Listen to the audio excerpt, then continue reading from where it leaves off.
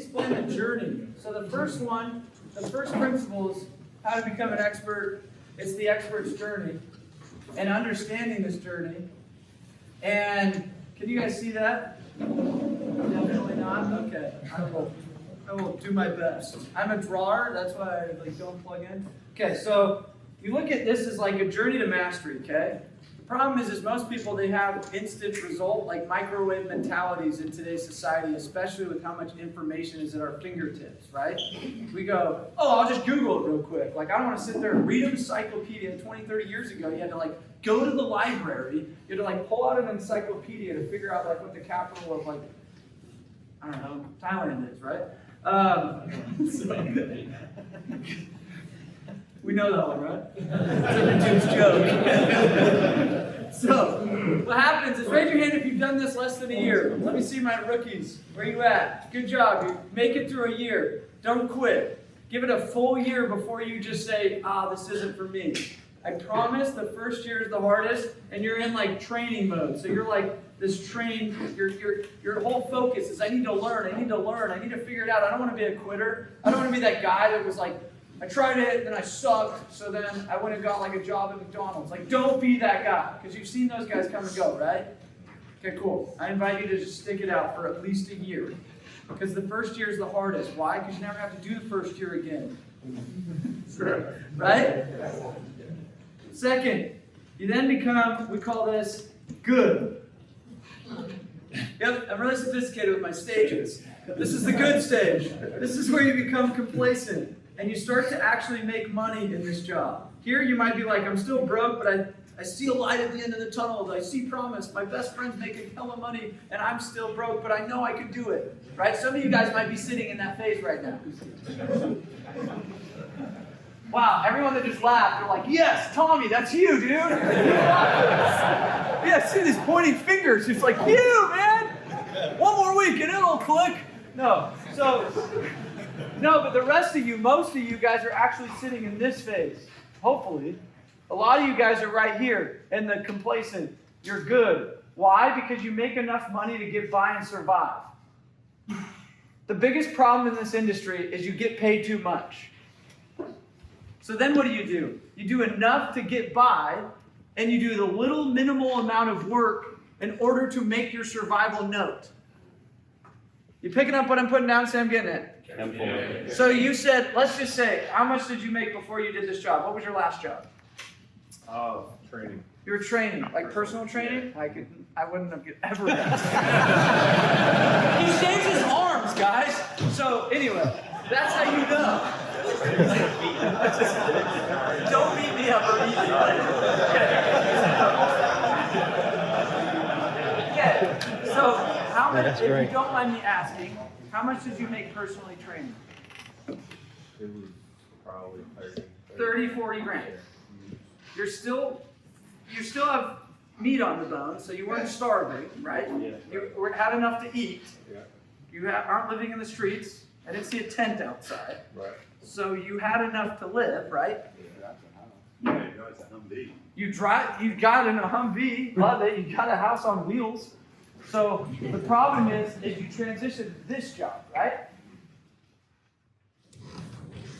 Guys, if I taught you one thing, this might be one of the most important things I teach you today. Is your mindset, your vehicle changed, but the mindset behind it might not have. Does that make sense? Mm-hmm. So what you do is you do a 30-man version of a roofer, 30,000, 40,000 version of roofer, versus a 250,000 version of roofer. So you're sweet, I made $3,000 on this deal today.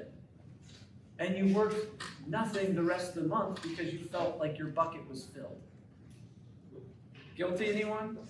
It's a rhetorical question. Nobody raise your hand. He's over here yeah, I did, son.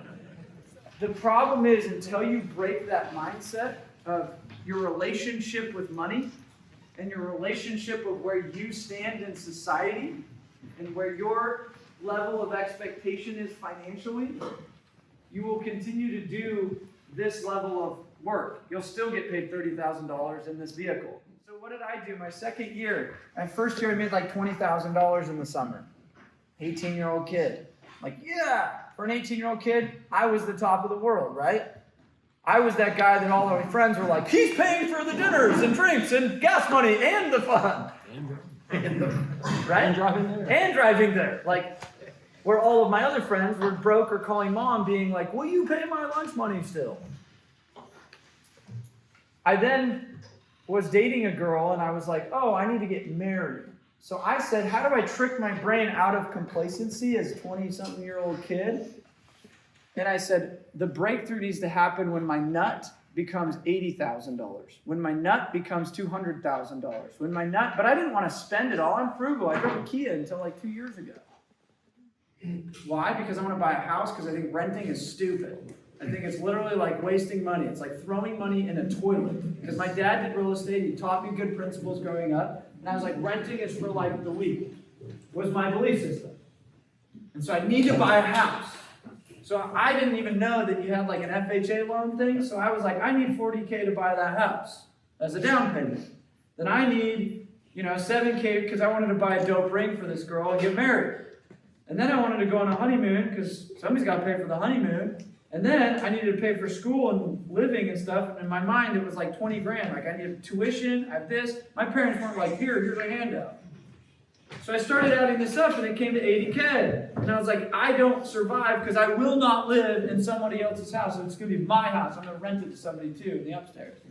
I lived in the basement. Like I said, I was cheap. I'm not going to live my whole thing.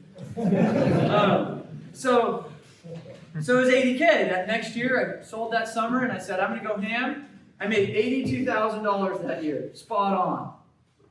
But it wasn't until I made the commitment of my survival was 80 until I actually made it. Does that make sense? It wasn't like I want it. It was I must have it. So this shift is massive. So the next year, it was like, hey, this buddy, he was like, you should do more real estate. I was like, yeah, I should.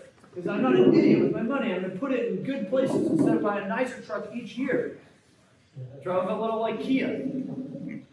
And I wanted to buy a fourplex. So I pre-signed up for this fourplex because he was building a bunch of them. And I was like, well, sign me up. He's like, well, you need like 150 grand. I was like, he's like, you got it? No, but I'll get it. Sign me up. Well, it's $10,000 to hold your schmuck. All right. It'll sell hard this week. Went and sold hard, made my 10 grand, put them in deposit, and put my ass on the line. That year, I was a need to make an expendable extra 150 grand to go towards an investment property, let alone all the taxes and other crap I want to make money on. And that year, I made 250 grand. Because I mapped out how to make 250 grand. So I'm 80 grand, 250 grand. So each year, I was very intentional about what my need was, and I put my ass on the line to say, how do I change the relationship of where my income level needs to be? Because what ends up happening is the good people do enough because their talent carries them. But then their work ethic diminishes because their talent goes up, but then their work ethic goes down. Have we seen that? It's like, I can go get one deal in 1 hour instead of when I first started, it took me 6 hours. Picking up what I'm putting down? Okay. So then you go through this, it's called the tunnel. Most people, they get stuck in this world, and they might be there for 6 years. They might be there for 6 months. I don't know. It's a conscious choice of when you need to go through this dark and lonely tunnel to come over here to become the trainer, to become the leader, and to become the leader of leaders. And this is the journey to mastery. It is so fun to watch you guys grow. I was here last year and it was like this big. I'm here this year and it's like this big. Congratulations! That is cool! I love that. Look, what happens is we're fun and happy making money, but now we have responsibility of others. Is it worth my time to train you and waste my time when I know I could go sling a deal and make a couple grand? Or help you go make a couple grand and make like pennies on that? Is it worth my time? No, I'm just going to screw you. I'm going to go do my thing. Does that make sense? But to become an expert, when you develop others, you develop yourself. The more you develop others and train and teach and work with people, I have grown over the last 3 years. We've started DDD Experts about 3 years ago, and I've consulted over 130 companies now. Last week I did 6. So here's one, right? I've been to their offices, I've been to their teams, and I've had to do and deliver and be on point and work with the owners down to the rep. I've learned a ton. I'm not the same version of me as I was 3 years ago. Heck no, we were just joking about my videos 3 years ago. I'm like, oh, that's embarrassing. You know what I mean? But it's because my level, I'm developing others, so I have to be on point. So to become an expert, training is one of those pieces. Getting in a position of leadership is one of those pieces. You might not feel ready, you might be new at this, but it's like, hey, Elisa, can you put me in a position of leadership or at least train like one person maybe so that I can be more accountable and better at what I do? Does that make sense? Then I want to manage people and be responsible for their success. I want to see them grow. I want to see them, I want to open up a team. Can I open up Tennessee? Can I open up New York or wherever, right? And it's like, my goal is in next year, I got 20 dudes out in Atlanta. Who would like that? Like running their own division and branch, and then they're leading leaders. I got a team in Nashville. I got a team in XYZ, Florida, boom, boom, boom. And those are all my teams, and I just work with the 6 leaders. That was my journey. You want to go places in this, it's like you can make a lot of money transactionally, and you can stay here.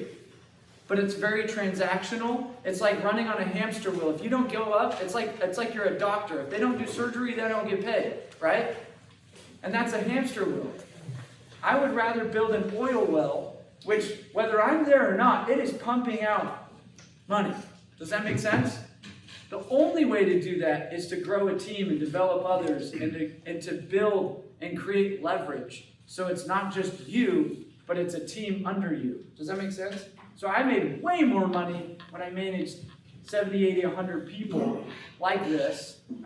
This brings me back to home. It was like I was the VP of sales. I had 6 different states. We would do like yearly things like this. And that's what I did for years. Now I just do it for other companies. But I made money on all of this. Does that make sense? So it's me plus 100 people an hour. So I was working 100 hours an hour versus 1 hour an hour. Does that make sense? Say yes. Yes. That is the journey to expert.